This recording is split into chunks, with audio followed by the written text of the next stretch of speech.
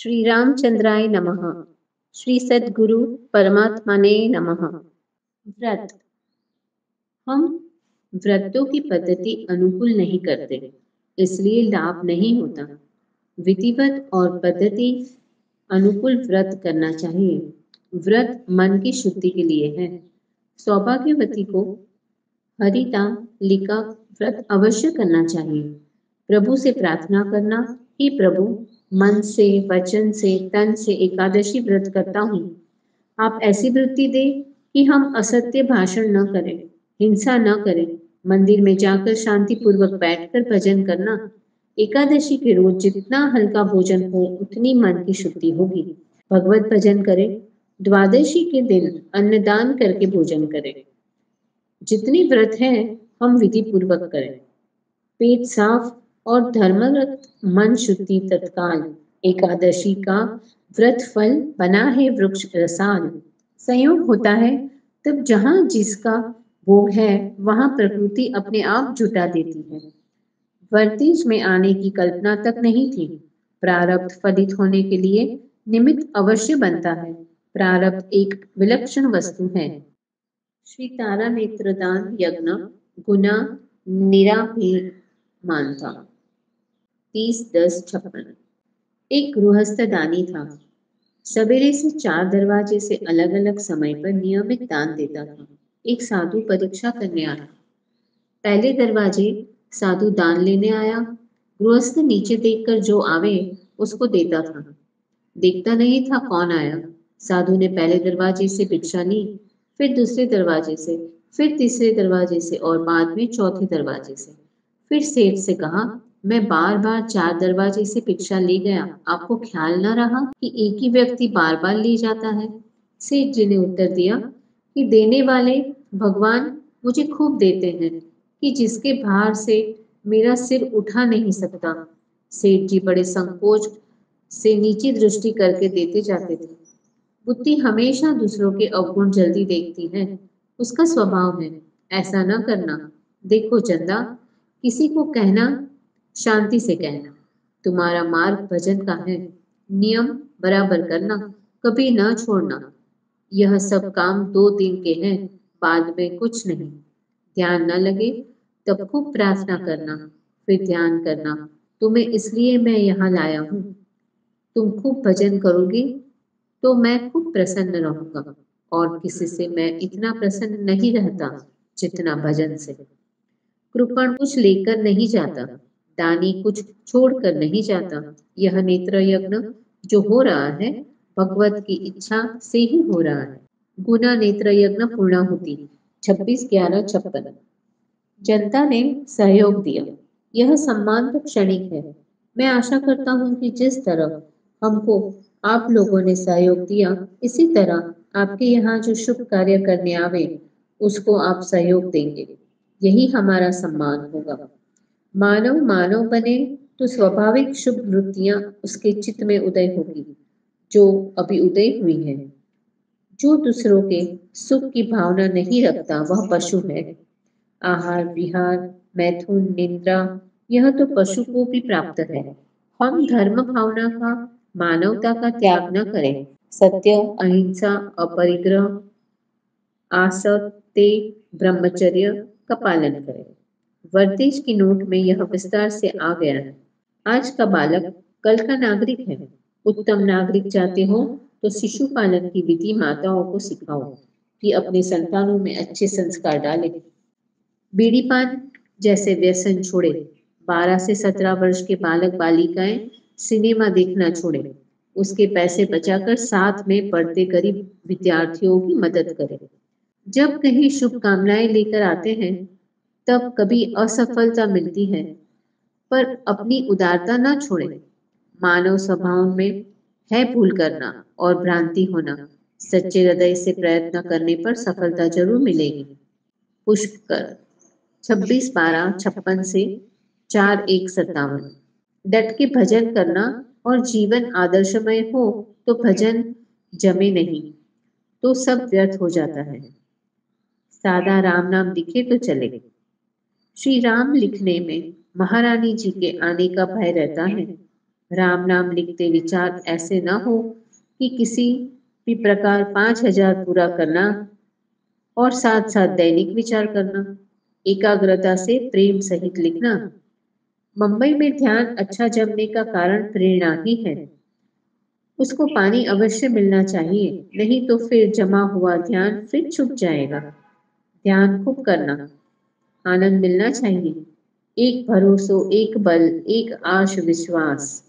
मनुष्य यदि एक बार शरणागत हो तो वे 100 बार याद करे। दास या दासी का अर्थ है समर्पण।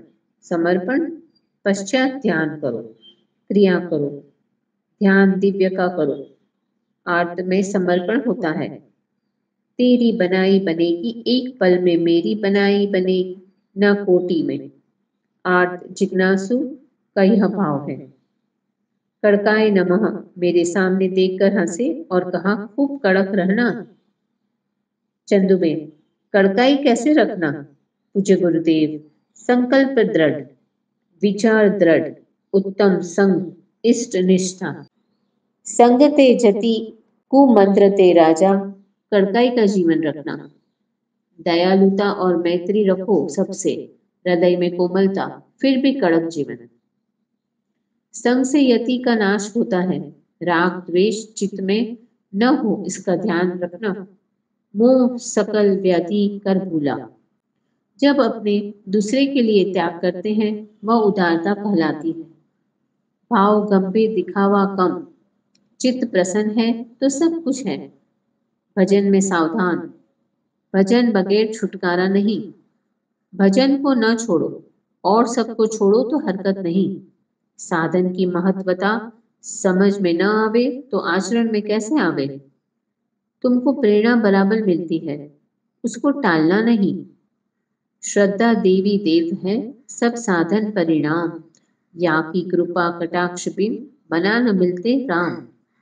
बालक ने जन्म लिया, तब वह रोया और हम हंसे। अब ऐसा कर्म करके जाओ कि हम हंसते रहे, हंसते हुए जाएं और जगत रोए। देवी संपत्ति में सबसे पहला अभय है। अभय वही हो सकता है जो भक्त हो, उसको भगवान अभय करते हैं। अभय से निद्वंदता आती है। भय कलुषित अंतकरण के लिए है। देवी संपत्ति, भगवत भजन और शरणागति आध्यात्मिक विषय में सरल से सरल मार्ग है। भगवत स्मरण करते हुए भी भगवत समर्पण करना पड़ता है। इस मार्ग में तो अंधेरे में चलना पड़ता है। परवाह न करो कि वे मिलेंगे या नहीं, मिलेंगे जरूर, इसमें संदेह नहीं। भगवान कल्पनातीत है, वे एक क्षण हमको नहीं भूलते। अंड कमट की नाई, इसी तरह हमें उनको याद रखना चाहिए। भाव ही मुख्य है, धातु भगवान नहीं, पर भक्त के भाव से उनमें विहार करते हैं। मृतिका और पाषाण में धातु काष्ठ विकार, बना भक्त के भाव से करते राम विहार। मानव या दानव, जो दूसरों को सुख न दे वह मानव नहीं दानव है। मनुष्य पहले देखे कि मुझ में मानवता है कि नहीं। मनुष्य क्या वस्तु है, उसको अब तक हम समझे नहीं। हम में पशुत्व विशेष है। जिसको अपना ही ख्याल नहीं, वह ईश्वर को कैसे प्राप्त कर सकता है? बाह्य सभ्यता को देखकर हम सभ्य मानते हैं। हमारी आकृति मनुष्य की है, लेकिन स्वार्थ के लिए निमित्त हम कितने नीचे विचार रखते हैं। हृदय में पशुत्व भरा है। जितना नीतिमय जीवन उतना ऊंचा जीवन। एक वृद्धा थी, सूत काट कर अपना जीवन निर्वाह करती थी। एक गृहस्थ ने सत्संग में सुना कि नीतिपूर्वक की कमाई की रोटी खाने से अंतकरण शुद्ध होता है। उन्होंने वृद्धा के नीतिमय जीवन की बात सुनी और जाकर उससे रोटी मांगी। रोटी लेकर वृद्धा से पूछा, माँ, यह नीति की कमाई की रोटी है ना? वृद्धा ने सोचकर कहा, इसमें थोड़ी अनीति है।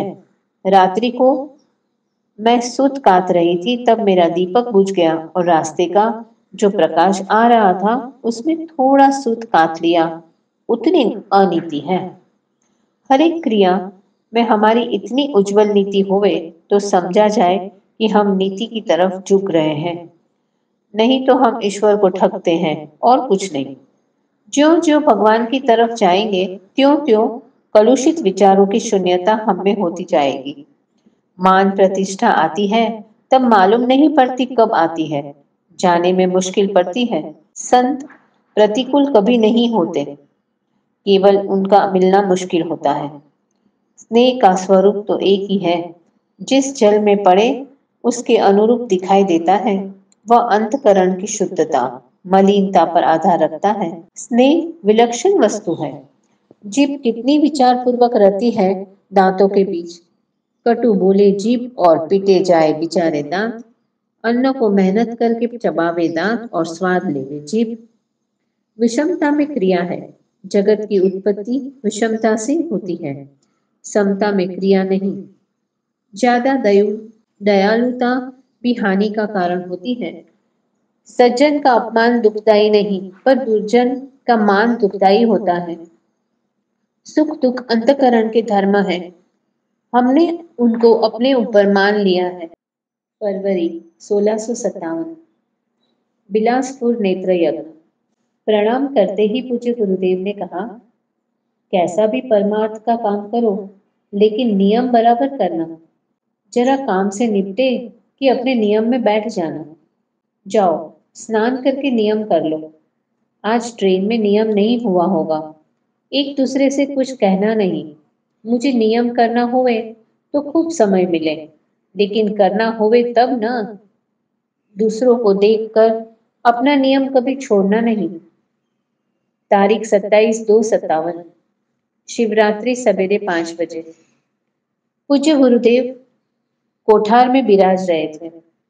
प्रणाम करते ही कहा, अपने वस्त्र अपने हाथों से धोना, अपना भोजन अपने हाथों से बनाना। दूषित विचार वालों के हाथ का खाकर अंतकरण दूषित हो जाता है। खूब भजन करना, खूब मंत्र जाप और ध्यान करना। यह लोग कहते हैं कि योग कोई दूसरी वस्तु है, लेकिन ऐसा नहीं है। यह लोग मंत्र जाप करते नहीं हैं, इसलिए उन्हें संतोष आनंद आता नहीं है। खूब ध्यान करना। मैंने कहा, मैं जो करती हूँ बराबर है ना, कहीं भूल तो नहीं। पूज्य गुरुदेव, बराबर है। प्रसन्नता रहती हो, आनंद आता हो तो बराबर है। जगन्नाथपुरी मार्च 1657। सवेरे 4 बजे। प्रणाम करने पर पूज्य गुरुदेव ने कहा, जाओ कहीं एकांत देखकर नियम में बैठ जाओ। यहाँ गड़बड़ी तो होती रहती है, फिर भी शांत स्थान ढूंढकर बैठ जाओ। कलकत्ता दक्षिणेश्वर 16/3/1657। ज्यो ज्यो बहिरंग वृत्तियां होती जाएगी, त्यों त्यों नीचे उतरते जाएंगे। मन का सावधानी पूर्वक निरीक्षण करते रहना। चंचल मन निश्चिंत भटकता है। किसी का दोष देखना नहीं, कानों से कुछ सुनना नहीं, आंखों से कुछ देखना नहीं, अपने काम से काम और राम का नाम। ऊपर छत कितनी सुंदर है, ऊपर चले जाना। मेरी तबीयत ठीक नहीं है, नहीं तो मैं भी ऊपर चला जाता। दक्षिणेश्वर में श्री रामकृष्ण परमहंस जी के कमरे में गए। वहां शांत और पवित्र वातावरण था, जैसे परमहंस जी अभी भी विराज रहे हों। पूज्य गुरुदेव ने कहा, परमहंस जी को समाधि लगाने में इतनी ही देर लगती थी जितनी यह लाइट की स्विच चालू करने में लगती है। सर्कस में सिंह को देखता तो सिंह वाहिनी माँ दुर्गा के दर्शन हुए और समाधि लग गई। चंदुबेन के हाथ में भगवान बुद्ध, श्री रामकृष्ण परमहंस और स्वामी विवेकानंद के फोटो देखकर कहा, जिसकी जैसी रुचि होती है उसको वो ही अच्छा लगता है। दोष दृष्टि से मन बहुत नीचे उतर जाता है। हम में भी बहुत दोष है, उसे निकालो। दूसरों के दोष देखने के पहले अपनी दाढ़ी में आग लगी है, उसको तो बुझाओ, फिर दूसरे की आग बुझाना। पहले अपने दोषों को तो निकालो, फिर दूसरे के दोष देखना। अपना अंतकरण निंदा करके दूषित न करो। जो जिसको कहना है सामने कहो, पीछे नहीं।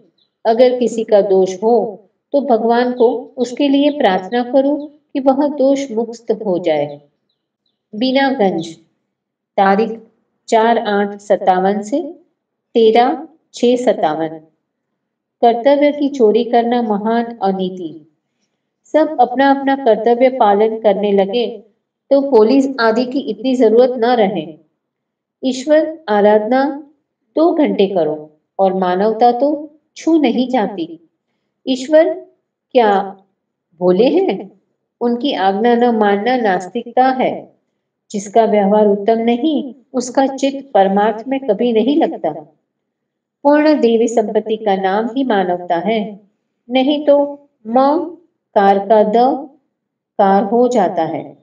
जिनके आचरण भ्रष्ट हैं, वह मानव नहीं दानव है, निशाचार है। पराये को पीड़ा देने के समान कोई पाप नहीं। साधु को दुख होता है पराये दुख देखकर, और साधु को सुख होता है पराये सुख देखकर। साधु को अपने लिए कभी सुख दुख नहीं होता। कोई भी हो, चाहे वह गरीब हो, अमीर हो या मध्यम श्रेणी का हो, पीड़ा सबको एक सी होती है। परोपकार पुण्याय पापाय पर पीड़ानम, इसका अनुकरण करें तो भगवान हमारे पीछे पीछे बराबर फिरे। ध्यान अभ्यास। जाप खूब करना। जाप ही योग है। सभी रसायन हम करी नहीं, नाम सम कोई, किंचित घट में प्रसरे तो कंचन समतन हुई। जीवन व्यर्थ न जावे। जन्म के पहले यह कुछ भी नहीं था और जन्मांत में कुछ नहीं रहेगा, तो यह क्या है? कुछ भी नहीं। सम्यक प्रकार से क्रिया में आरूढ़ हो जाना चाहिए। यह बात कहने सुनने की नहीं है, आचरण में डालने की है। कितने ही लिखो पढ़ो, लेकिन अनुभव बिना सब फीका है। अनुभूति का परिणाम सत्य तत्व है। माया से विलक्षण और ईश के सदृश में जीव हूँ। न माया हूँ न ईश। बंधन में डालने वाली है माया और मोक्ष देने वाले हैं ईश।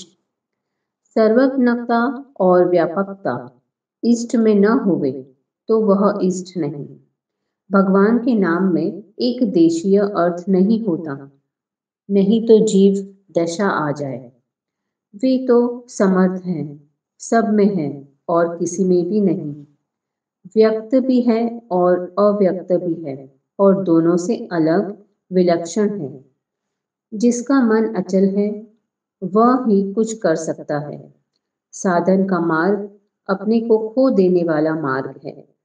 जिसे लगता है वह छोड़ नहीं सकता। चाहिए अभ्यास और वैराग्य। सतत उत्कृष्ट साधन बिना वैराग्य होता नहीं, टिकता नहीं। यह साधन है सात्विक श्रद्धा। हरि कृपा से अगर सात्विक श्रद्धा स्थिर रहे तो होवे। जब तब संयम अपार। वैराग्य के बाद अभ्यास। ध्यान 2 जगह होता है, हृदय में और त्रिकुटी में। किसी भी एक स्थान पर स्थिर करना। एक ही ध्यान होना। ध्यान में ध्येय का ख्याल रहना चाहिए, ध्याता का नहीं। मैं ध्यान कर रही हूँ यह स्मृति नहीं रहनी चाहिए। ध्येय के साथ एक रूप हो जाना। जब तक ध्याता रहता है तब तक बीज नहीं होता। प्रवृत्ति घटाओ, परिश्रम कम करो, उपवास ज्यादा न करो, नहीं तो शरीर टूटने पर ध्यान में रस नहीं होगा। अपना भाव कभी भी, जरा भी, कहीं भी व्यक्त न करना।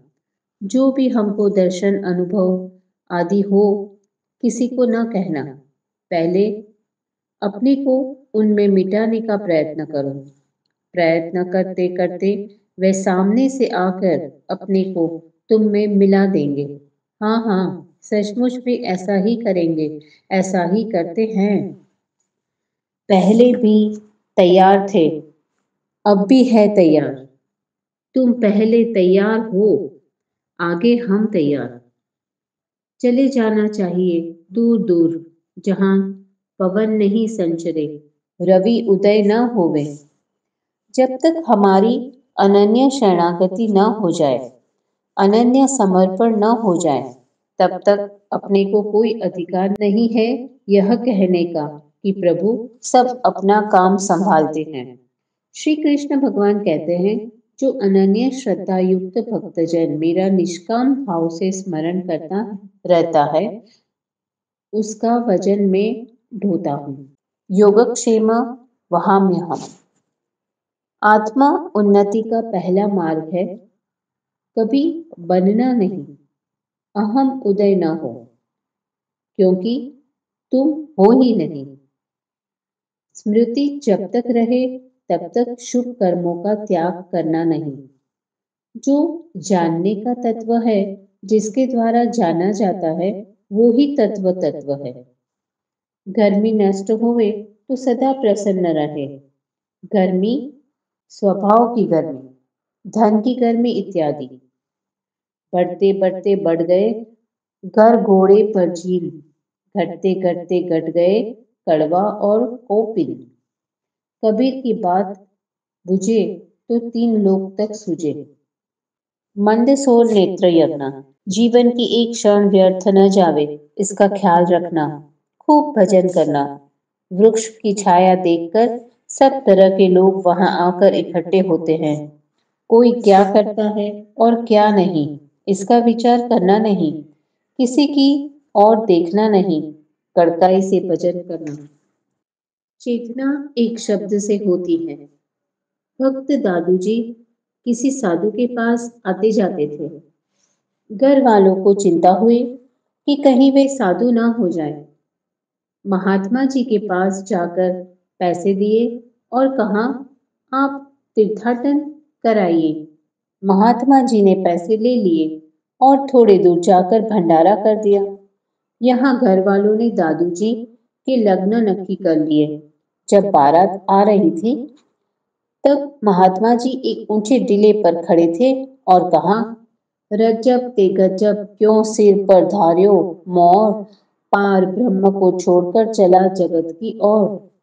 और रजबज्जी बारात छोड़कर निकल भागे। इसी तरह समर्थ रामदास जी भी लगन के समय पुरोहित के सावधान शब्द को सुनकर लग्न छोड़कर निकल भागे और समर्थ रामदास बने। पात्रता हो तो चेतना एक शब्द से हो जाती है, तेजी को एक टकोर बस होती है, मंदसोर नेत्र यज्ञ पूर्ण होती। यह तो अनुभव है कि जब युद्ध होता है, वहां छोटे छोटे लड़ते हैं और नाम होता है अधिकारी का। इसी तरह यहाँ भी है।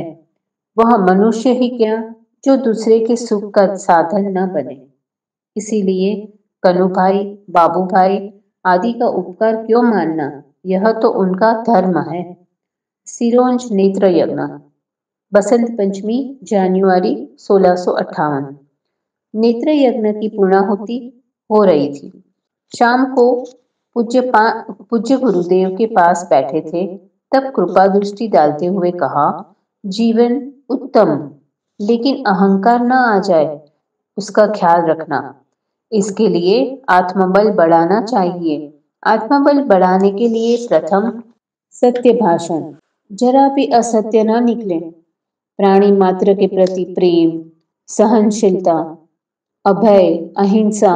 अगर हमारे मन में किसी को हानि पहुंचाने का विचार तक न आवे, तब हम सबसे निर्भय हो जाते हैं। संतोष, जो कुछ मिले उसमें संतोष। मन में भी किसी बात की कमी का विचार न आवे। आत्मगौरव, झूठा अपमान सहन नहीं करना। सच सच कह देना, नहीं तो प्रताप का अपमान होता है।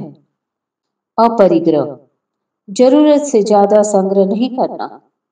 कोई क्या करता है और कहता है, यह देखना नहीं। बहुत बोलना नहीं। हाँ हाँ ना से काम चलता होवे तो ज्यादा बोलना नहीं। किसी को उपदेश देना नहीं। बंदर और सुग्रीव की कहानी। एक पेड़ पर सुग्रीव ने घोंसला बनाया था और उसमें रहता था। एक रोज खूब वर्षा हुई। सुग्रीव आनंद से अपने घोंसले में बैठा था। उसने देखा एक बंदर पेड़ के नीचे बैठा था और वर्षा में भीग रहा था। तब वह बंदर से कहने लगा, देखो तो, मैंने कितना सुंदर घर बनाया है। भगवान ने तुम्हें हाथ पैर दिए हैं, पर तुमने घर नहीं बनाया और ठंड में ठिठुर रहे हो। बंदर की जात। उसे सुग्रीव पर गुस्सा आया। उसने उछलकर एक झपट लगाकर उसका घोंसला तोड़कर नीचे फेंक दिया। किसी को उपदेश देना नहीं, सतत ख्याल रखना कि मन में अहंकार न आ जाए। जगदलपुर नेत्र यज्ञ, मार्च 1698। जन्म ही मृत्यु है, मैं अपने को मरा हुआ ही मानता हूँ। जन्म लिया उसी वक्त मनुष्य मर चुका है। जिसने जन्म लिया वह मरेगा या नहीं, फिर डर क्यों? यह ईश्वर पर अविश्वास है। मृत्यु को भयानक क्यों मानते हो? यह भ्रम है। यदि आप मरना नहीं चाहते हैं तो योग की क्रियाएं करें, प्राणायाम करें। योग की सिद्धि से ईश्वर की प्राप्ति होती है। ईश्वर निराकार भी है और साकार भी, और निराकार साकार से विलक्षण भी है। आत्मा का शरीर से कोई संबंध नहीं, मुझे कभी कोई भी तकलीफ नहीं। सुजालपुर में आगमन।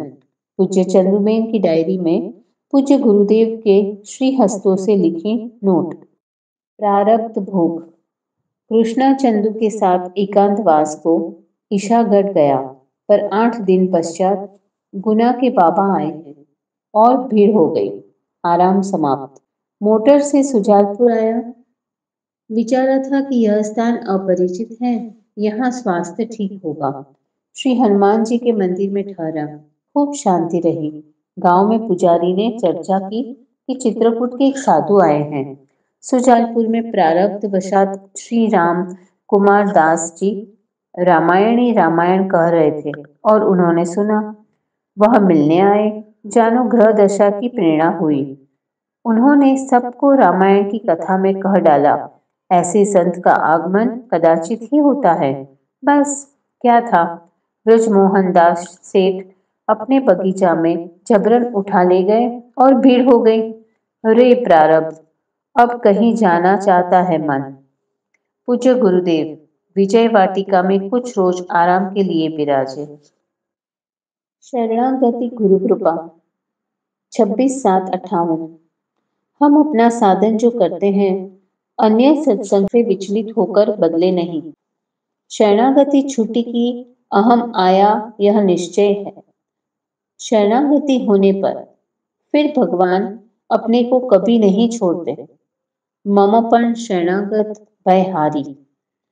वाणी की शरणागति का कोई मूल्य नहीं। गुरुदेव की उपेक्षा होवे तब पीछे से निंदा होवे। दूसरों से गुरु महिमा की बात सुनकर भक्त बने और साधन किया नहीं, इसका यह परिणाम। पूर्ण श्रद्धा तो थी ही नहीं, वाणी की शरणागति थी, उसका परिणाम यह नास्तिकता। गुरु निंदा भवमोचनी, जो नर नित्य करे, यह मिस गुरु ही में बसे बना भव सरित तरे। और गुरु निंदा नित उठ करो, गिन गिन दोष विचार, बना दास गुरुदेव, सम मिली है कौन उदार। अर्थात अनुसंधान सहित जाप करे तो दूसरे विचारों को समय ही नहीं रहता। ईश्वर प्राणिधान शरणागति होवे, फिर भी नाम जपना पड़ता है। किसी के कर्ता न बनो, आधा पौना घंटा गुण्यात्मक नाम जपो।